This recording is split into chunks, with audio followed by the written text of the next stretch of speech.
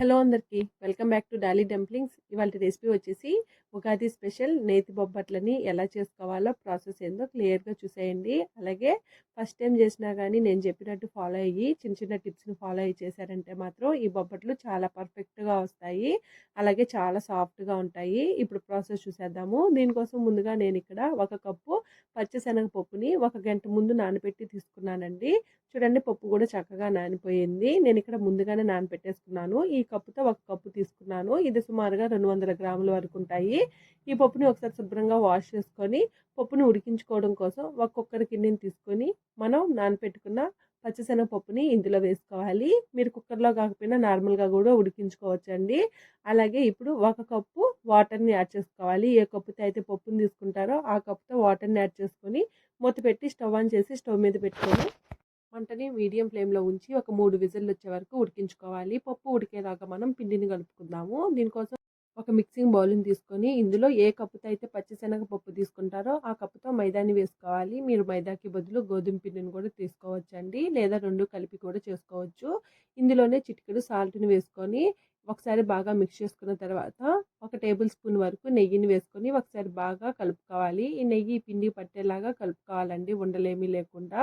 చూడండి, ఇలా కలుపుకున్న తర్వాత ఇప్పుడు ఇందులో కొద్దిగా వాటర్ని యాడ్ చేసుకుంటూ చపాతీ పిండి కన్నా సాఫ్ట్గా కలుపుకోవాలండి. మరీ ఎక్కువ వాటర్ యాడ్ చేసుకోవద్దు, పిండి లూజ్ అయిపోతుంది. చూడండి, ఇలా కలుపుకున్న తర్వాత ఇందులో మీకు పిండి చేతికి అంటుకుంటూ ఉంటే 2 టేబుల్ స్పూన్ల వరకు ఆయిల్ కానీ నెయ్యిని కానీ వేసుకోవచ్చండి.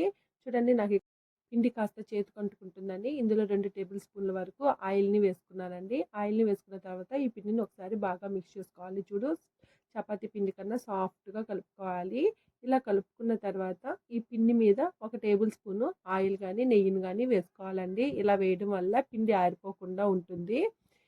ఇప్పుడు ఇలా కలుపుకున్న ఈ పిండిని మూత పెట్టుకొని కనీసం ఒక 20 నిమిషాల పాటు నానబెట్టుకోవాలండి. ఈలోగా పప్పు ఉడికిపోయి ఉంటుందండి. పప్పు ఉడికిపోయిన తర్వాత ప్రెషర్ అంతా బయటకు పోయిన తర్వాత చూపిస్తున్నాను. చూడండి, పప్పు ఇక్కడ చక్కగా ఉడికిపోయింది. ఇది కాస్త చల్లారిన తర్వాత ఈ పప్పుని మిక్సీ పట్టుకోవడం కోసం ఒక మిక్సీ జారుని తీసుకోవాలి. అలాగే పప్పులో వాటర్ ఏమీ లేకుండా చూసుకోండి. లైట్గా వాటర్ ఉంటే పర్వాలేదండి, మరీ ఎక్కువ వాటర్ ఉంటే మాత్రం వడగట్టి తీసుకోండి. నాకైతే వాటర్ ఏమీ లేదు. ఇలా ఈ పప్పుని మిక్సీ జార్లో వేసుకొని మూత పెట్టుకొని మెత్తగా మిక్సీ పట్టుకోవాలి. చూడండి, ఈ విధంగా మిక్సీ పట్టుకున్న తర్వాత ఇప్పుడు స్టవ్ ఆన్ చేసుకొని కడాయి పెట్టుకొని మనం మిక్సీ పట్టుకున్న ఈ శనగపిండిని ఇందులో వేసుకొని మంటని లో ఫ్లేమ్లో ఉంచి మనం ఏ కప్పుతో అయితే మైదాని తీసుకుంటామో ఆ కప్పుతో 1.25 కప్పు వరకు బెల్లం తురుముని తీసుకోవాలి. మీరు మరీ స్వీట్ ఎక్కువ తినే వాళ్ళైతే మాత్రం 1.5 కప్పు తీసుకోండి. మీడియం స్వీట్ కావాలంటే మాత్రం 1.25 కప్పుని బెల్లం తురుముని తీసుకొని ఈ బెల్లం అంతా ఈ పిండిలో మిక్స్ అయ్యేలాగా మధ్య మధ్యలో కలుపుతూ బెల్లాన్ని కరిగించుకోవాలి. అలాగే మీరు తీసుకున్న బెల్లంలో ఏదైనా డస్ట్ పార్టికల్స్ ఉన్నాయి అనిపిస్తే మాత్రం బెల్లాన్ని ముందుగా కరిగించి తర్వాత పూర్ణంలో యాడ్ చేసుకోండి. లేదంటే అక్కడక్కడ ఇసుక తగిలి తినడానికి అంత బాగోదు. నేను తీసుకున్న బెల్లంలో ఎలాంటి డస్ట్ పార్టికల్స్ లేవండి, అందుకని నేను డైరెక్ట్గా వేసేసాను. చూడండి, ఒక 2-3 నిమిషాలకి బెల్లం అనేది మెల్ట్ అవుతూ వస్తుంది కదా. ఇది పూర్తిగా మెల్ట్ అయిపోయి ఈ పిండిలో కలిసేలాగా కంటిన్యూస్గా కలుపుకోవాలండి, లేదంటే అడుగు పట్టేసే ఛాన్సెస్ ఉంటాయి. అడుగు ఒకవేళ పట్టేస్తుంటే దాన్ని ఒకసారి గీకినట్టు కలుపుకోండి. అలాగే ఇందులో 2 టేబుల్ స్పూన్ల వరకు నెయ్యిని కూడా వేసుకొని ఒకసారి బాగా మిక్స్ చేసుకోవాలి.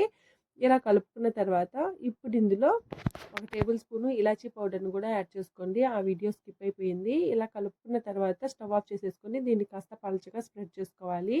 చూడండి, ఇక్కడ పూర్తిగా పూర్ణం చల్లారిన తర్వాత చేతితో నేను వీడియో క్లిప్లో చూపించే విధంగా ఈ పూర్ణం మొత్తాన్ని చేత్తో బాగా మ్యాష్ చేసుకుంటూ కలుపుకోవాలండి. ఇలా కలుపుకున్న తర్వాత ఈ పూర్ణాన్ని చిన్న చిన్న ఉండలుగా చేసుకోవాలి. అలాగే పూర్ణం మరీ గట్టిగా ఉండకూడదండి.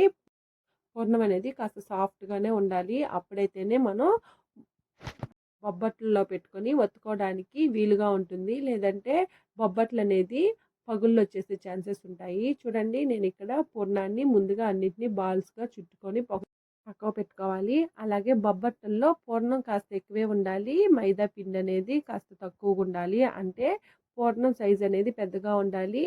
మనం ఒత్తుకోవడానికి పూరీ పిండి తీసుకుంటాం కదండి, అది కాస్త చిన్నదిగానే ఉండాలి. చూడండి, అంతా పూర్ణాన్ని ఇలా రౌండ్ బాల్ లాగా చుట్టుకొని పక్కకు పెట్టేసుకొని ఇప్పుడు బొబ్బట్లు ప్రిపేర్ చేసుకోవడం కోసం ఇలాంటి బటర్ పేపర్ మీద 1 టేబుల్ స్పూన్ వరకు ఆయిల్ని కానీ నెయ్యిని కానీ అప్లై చేసుకోవాలి. మీ దగ్గర బటర్ పేపర్ లేకపోతే పాలిథీన్ కవర్ మీదైనా చేసుకోవచ్చండి. అదే మనం బట్టలకు కవర్లు వస్తాయి కదా, దాంతో కూడా చేసుకోవచ్చు. చూడండి, ఇప్పుడు పిండి ముద్దని తీసుకొని ఇక్కడ వీడియోలో చూపించే విధంగా చిన్న సైజు పూరీలాగా ఒత్తుకోవాలి. ఇలా ఒత్తుకున్న తర్వాత మనం ప్రిపేర్ చేసుకున్న పూర్ణాన్ని ఈ బొబ్బట్లలో పెట్టుకోవాలి.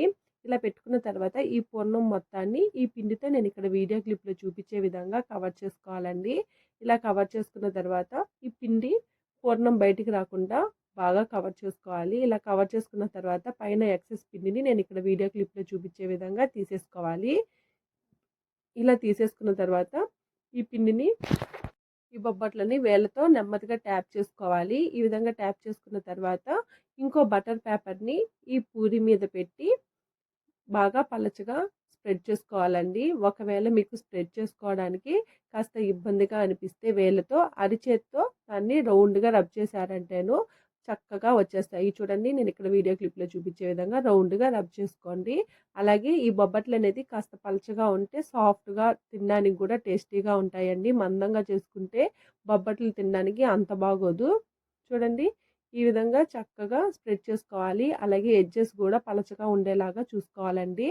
ఇప్పుడు ఇలా స్ప్రెడ్ చేసుకున్న ఈ బొబ్బట్లని స్టవ్ ఆన్ చేసుకొని స్టవ్ మీద ప్యాన్ పెట్టుకొని మీడియం హీట్లో ప్యాన్ని పెట్టి ఇలా నేను వీడియో క్లిప్లో చూపించే విధంగా ఈ బొబ్బట్లని ప్యాన్ మీద పెట్టి బటర్ పేపర్ని నెమ్మదిగా తీసేయాలి. మీరు స్పీడ్గా తీసేసారంటేనో బొబ్బట్లు తునిగిపోయే ఛాన్సెస్ ఉంటుందండి. ఇలా పేపర్ని తీసేసిన తర్వాత మంటని మీడియం టు లో ఫ్లేమ్లోకి అడ్జస్ట్ చేసుకుంటూ బొబ్బట్లని కాల్చుకోవాలి. అలాగే ఈ ఎడ్జెస్కి 1 టేబుల్ స్పూన్ వరకు నెయ్యిని వేసుకోండి. నెయ్యి వేసుకొని చేసుకుంటేనే ఈ బొబ్బట్లు టేస్ట్ బాగుంటుంది. అటు ఇటు 2 వైపులు ఎర్రగా కాల్చుకొని దీన్ని పక్కకు తీసేసుకోవాలి. అదేవిధంగా మంటని హై ఫ్లేమ్లో పెట్టి మాత్రం కాల్చొద్దు, ఇవి మాడిపోయే ఛాన్సెస్ ఉంటుంది. అలాగే బొబ్బట్లు వేగడానికి ఎక్కువ టైం కూడా పడుతుంది, చాలా త్వరగానే వేగిపోతాయి. ఇలా వీటిల్ని పక్కకు తీసుకొని అదేవిధంగా రిమైనింగ్ పిండిని కూడా బొబ్బట్లలాగా చేసుకొని పెను మీద వేసుకొని కాల్చుకోవడమేనండి. చాలా బాగుంటాయి. మీరు తప్పకుండా ఈ రెసిపీని ట్రై చేయండి ఈ ఉగాదికి. అలాగే మీకు ఎలా కుదిరిందో కూడా కామెంట్ చేసేయండి. నాకైతే ఈ బొబ్బట్ల పైన నెయ్యిని వేసుకొని తింటే చాలా బాగుంటుంది. నాకైతే చాలా ఇష్టం అండి. మీరు ఎంతమంది ఇలా తింటారో కామెంట్ చేసేయండి. చూశారు కదా నేతి బొబ్బట్లని ఎలా చేసుకోవాలో ప్రాసెస్ ఏందో. ఈ వీడియో మీకు నచ్చితే లైక్ చేయండి, షేర్ చేయండి, కామెంట్ చేయండి. అలాగే ఈ బొబ్బట్లు ఒక 4 డేస్ వరకు స్టోర్ చేసుకోవచ్చండి. చూశారు కదా, మరిన్ని రెసిపీస్ కోసం మన ఛానల్ని సబ్స్క్రైబ్ చేసుకొని నోటిఫికేషన్ సింబల్ని ఆన్ చేయండి. Thank you for watching.